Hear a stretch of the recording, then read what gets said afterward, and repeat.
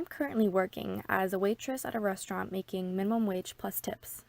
This may work for some people as their lifetime job, but to me, it's definitely a little frustrating when you work so hard to please a party of 12 people and receive no tip.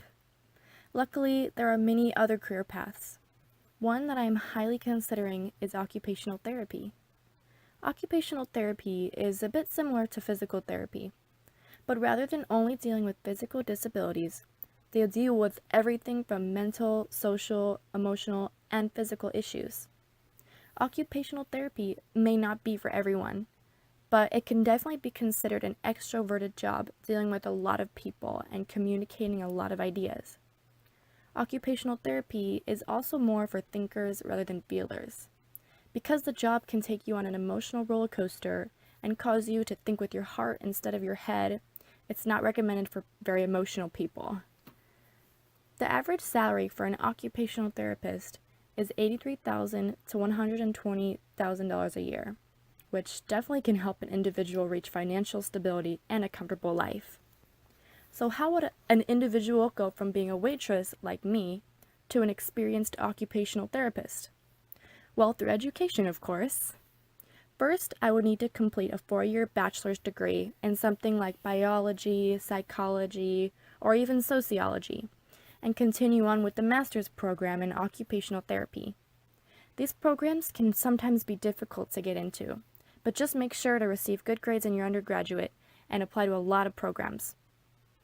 It would be a good 6 years of my life, but at least I'll be doing another type of customer service that I enjoy.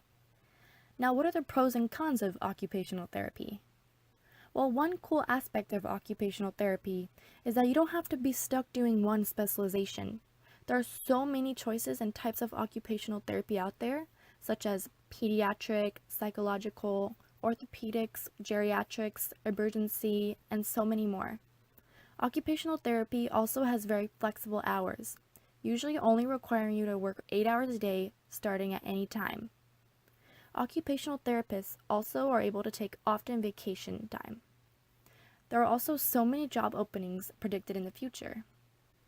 Now, some cons of occupational therapy can be the messy situations, such as dealing with bodily fluids if that's not your forte, and the emotional moments when a patient cannot receive proper care due to insurance and policies. This was a very interesting aspect that I hadn't even considered. When I interviewed an occupational therapist named Janelle Dacu, she said there are some policies and procedures that work in favor of our work, and there are some that I feel work against our work. Again, this is more related to the political side of things. She also gave me some advice, saying that there may be times when you question if this job is the right choice.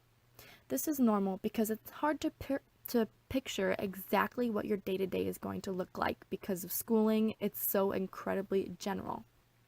Overall, if you're willing to commit to 6 years of school after high school and moments of intense challenge, occupational therapy can be a really rewarding job for anyone interested in the medical field or who wants to make a difference in people's lives. Another therapist, Sarah Foote, described that the best part of her job is the patients and that they remind her every day of why she loves what she does, and it is so exciting to try and impact their life.